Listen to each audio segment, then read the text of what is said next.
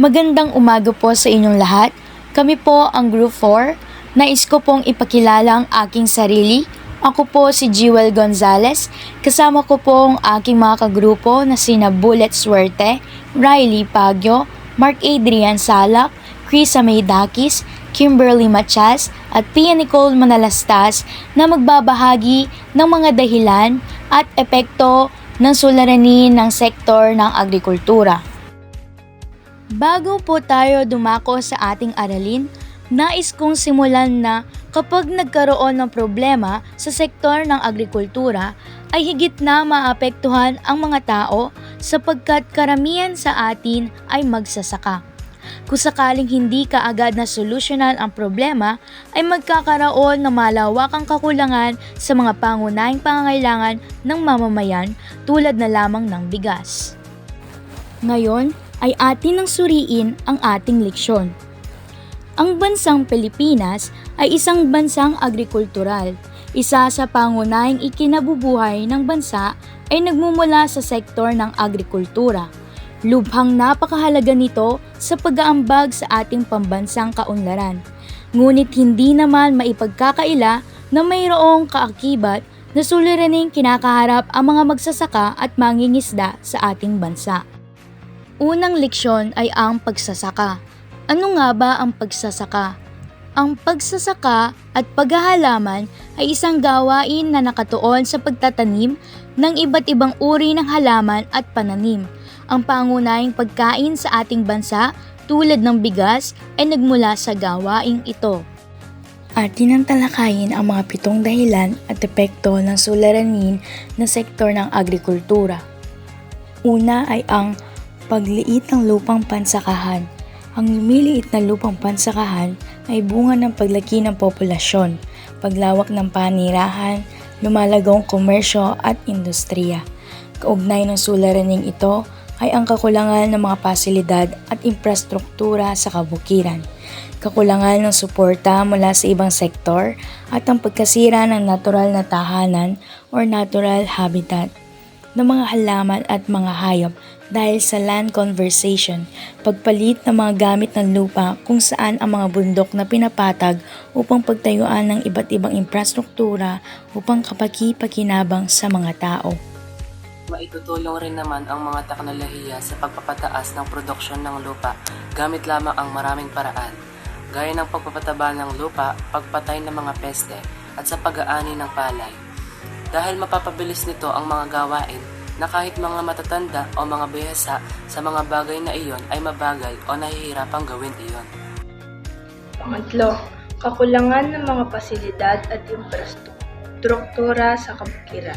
Isa rin sa mga dapat na mabigyan ng atensyon ay ang kakulangan sa mga infrastrukturang magagamit ng ating mga magsasaka. Ang Batas Republika 8435 o Agriculture and Fisheries Modernization Act of 1997 ay naghahangad ng modernisasyon sa maraming aspekto ng sektor upang masiguro ang pagpapaunlad dito. Inaasahang sa wastong pagpapatupad ay matugunan ang ilang suliranin sa irigasyon, farm to market, road at iba pa. At ang pang-apat ay ang kakulangan ng suporta mula sa iba pang sektor. Binigyang diin sa Batas Republika 8435 na higit na magiging matatag ang agrikultura kung katuwang nito ang iba pang ahensya ng bansa bilang suporta sa implementasyon ng modernisasyon sa agrikultura. Halimbawa nito ay ang Land Bank of the Philippines, na partikular na makakatulong para makapagpautang sa mga magsasaka nang sa ganon ay matugunan ang mga pangunahing pangangailangan sa pagtatanim tulad ng mga gastusin sa abono, butil at iba pa. Pagbibigay prioridad sa sektor ng industriya. Nangangahulugan ito na mas binibigyang pamahalaan ng maraming proteksyon at pangangalaga ang industriya na magiging dahilan kung bakit nawawalan ng mga manggagawa at namumuhunan ang agrikultura. Malinaw na mas binigyang prioridad ng pamahalaan ang sektor ng industriya ayon kina Habito at Brions o noong 2005. Pagdagsa ng mga dayuhang kalakal. Ang kompetisyon sa pagitan ng dayuhang kalakal at produkto ng mga magsasaka sa ating bansa ay isa sa kinakaharap na suliranin ng mga magsasaka. Hindi nila kayang makipagsabayan sa mababang presyo ng mga dayuhang produkto. Halimbawa, mababang presyo ng mga produktong gawa sa China. Ang nasabing suliranin ay bunga ng pagpasok ng pamahalaan sa World Trade Organization or WTO, kung saan madaling makapasok ang mga produktong mula sa mga miyembro nito. Pangpito ay ang climate change. Ang patuloy na epekto ng climate change ay lubhang nakakaapekto sa bansa tulad ng pagdating ng bagyong Ursula noong December 2019.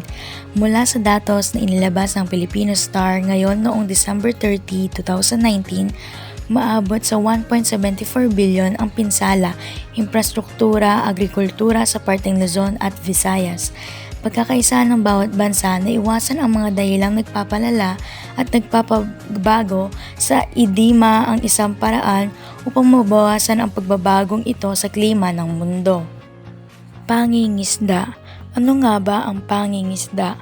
Ang pangingisda ay ang panghuhuli ng isda sa pamamagitan ng pamimingwit at pagbibitag.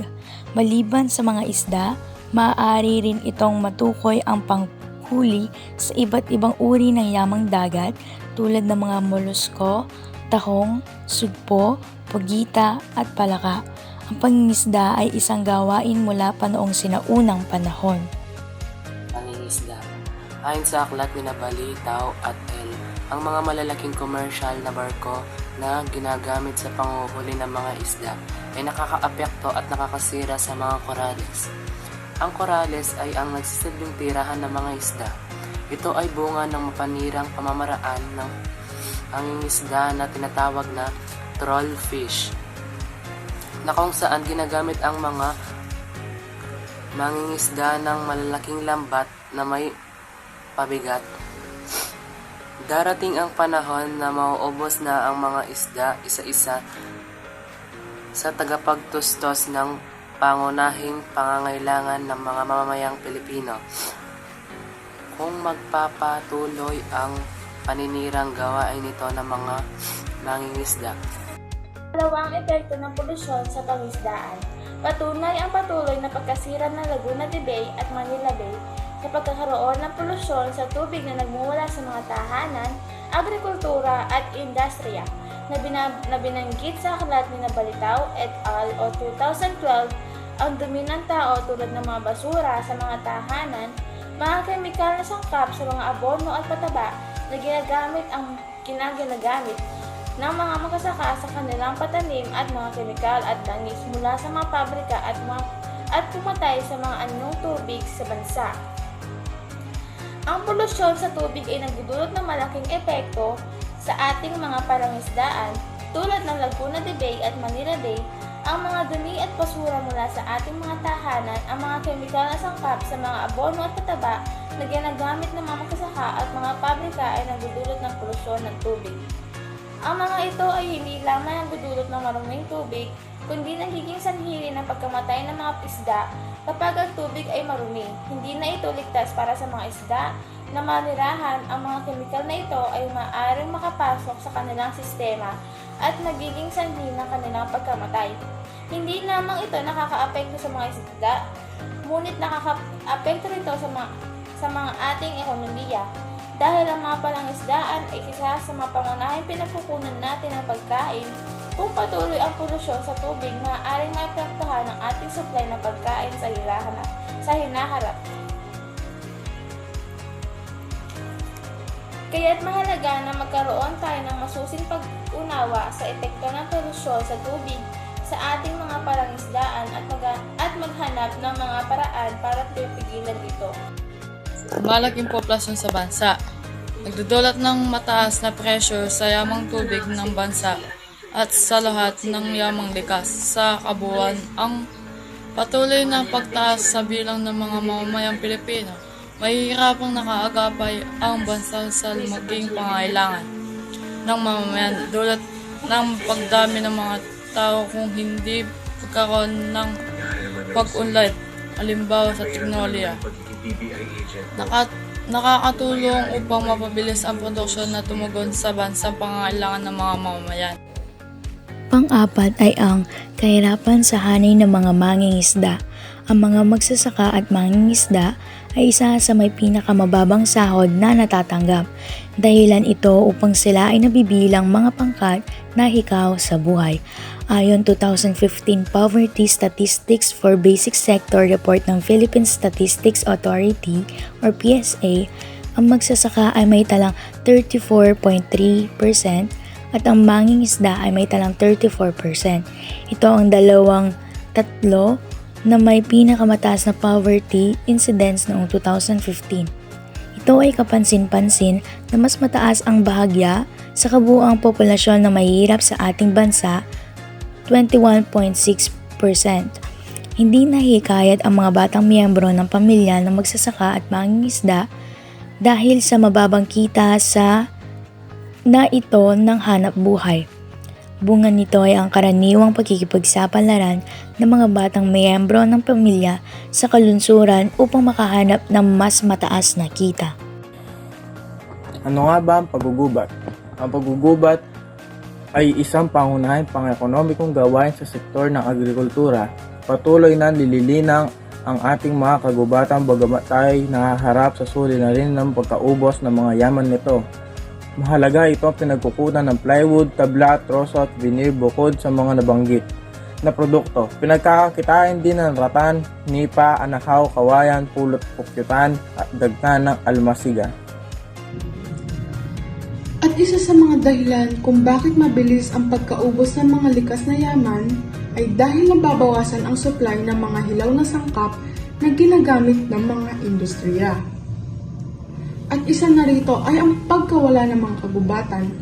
Sa pagkawala ng mga kagubatan ay nawawalan ng tirahan ang mga hayop kaya hindi sila makapagparami. At dahil sa pagkawala ng mga kagubatan ay nagiging sanhi ito ng pagbaha na sumisira sa libo-libong ektaryang pananim taon-taon. Number 3. Paggubat.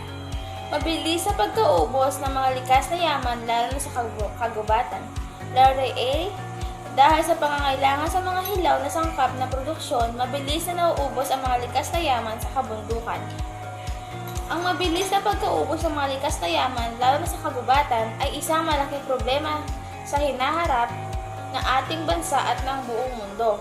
Ang mga kagubatan ay tinaguri ang bagong ng mundo sa kabilang kakayahang mag-absorb ng carbon dioxide at maglabas ng oxygen na kritikal para sa kalusugan ng ating planeta.